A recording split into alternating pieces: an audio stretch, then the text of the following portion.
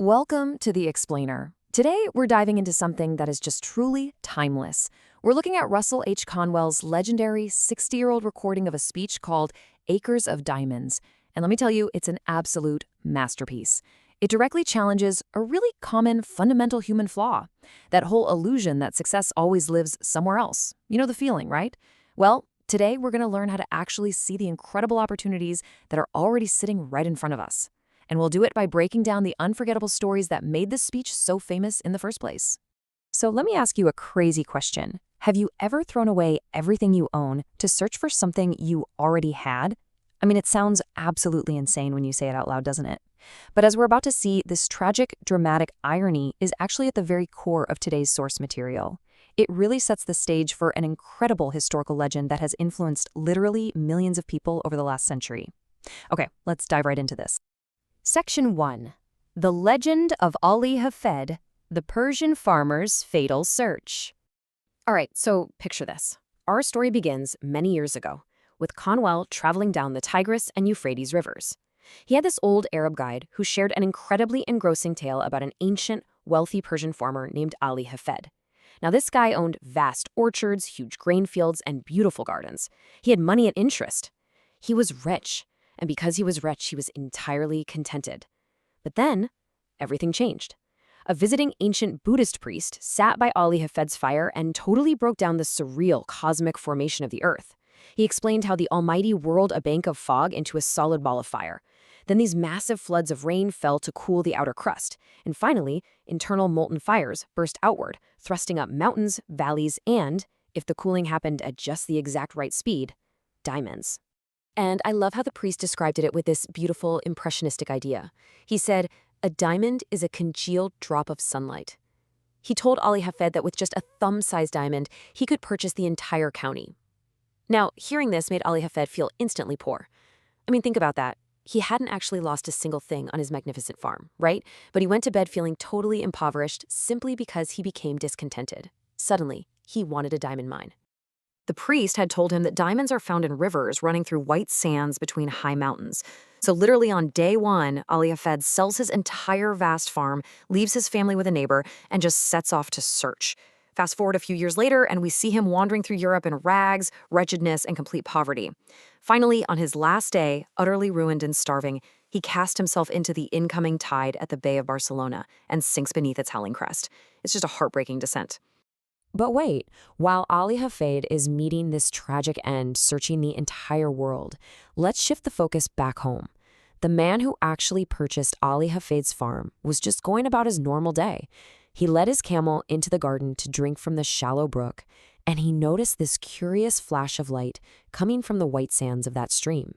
He reaches in and pulls out a black stone, but it has this eye of light reflecting all the hues of the rainbow. He just puts that stone on his mantle and kind of forgets about it. That is, until that same old priest comes back to visit. The priest immediately recognized it. They rush out into the garden, stir up the white sands, and they find gem after gem. That exact farm became the Golconda Mine, the most magnificent diamond mine in all of human history. It was so huge it eventually supplied the crown jewels of England and Russia. Ali Hafed had literally walked away from acres of diamonds, right there in his own backyard. All right, Section 2, The Illusion of Elsewhere, a Pattern of Human Behavior. So Conwell shows us that Ali Hafed's ancient mistake wasn't just some crazy one-off tragedy. It's actually a deeply ingrained pattern of human behavior. We constantly think the grass is greener or the diamonds are shinier on the other side. Take a man Conwell nicknamed Changeable Chester. Chester mistakenly believed that change automatically meant progress. He changed his jobs, his homes, his friends, his wives, his entire environment. But ironically, look at what he didn't change: himself. He never changed his attitude, and he never took off his wishful thinking glasses. Ultimately, he was just substituting one short-sighted treadmill for another, completely missing the real opportunities all around him. And we see the exact same pattern repeat with another guy, this time a really careful farmer in Pennsylvania. His farm wasn't doing exceptionally well, and he decided he wanted to get into the oil business with his brother up in Canada. So being a super careful man, he studies oil formation intensely for a whole year. Once he finally knew absolutely everything about how to find it and extract it, he sells his worn-out Pennsylvania farm and moves all the way to Canada for that new oil job. But here is the stunning irony of that story. Less than a week later, the new owner of that exact same Pennsylvania farm finds his cattle refusing to drink from a small stream. Why? Because it was covered in a thick, coal oil-smelling scum. That property became Titusville, Pennsylvania. That is literally the very origin of the giant United States oil industry. The farmer had been surrounded by millions of liquid diamonds right on his own property, but he couldn't recognize them without leaving. Okay, let's move to our third parable and see how this all built. This time, we're looking at a highly educated young man, a brilliant Yale graduate with a degree in mining engineering. He was so skilled that the university actually offered him a job as an instructor, but he refused it. He told his mother he could discover valuable ore deposits out in the world. So what do? They sell his mother's little Vermont farm just to fund his global search. And guess what happened? I bet you can see where this is going. The buyer of that little Vermont farm discovered a priceless lode of pure silver right there in the state's Rocky Hills.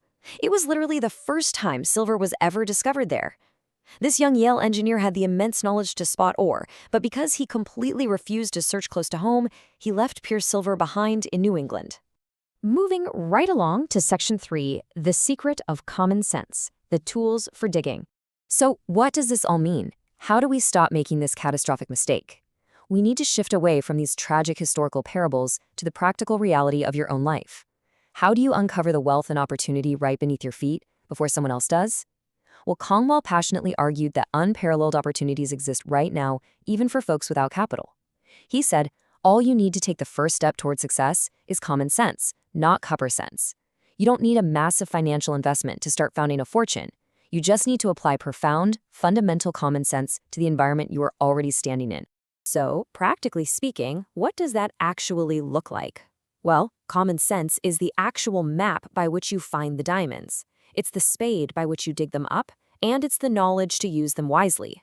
It requires genuinely investigating the limitless potential of the job you currently hold.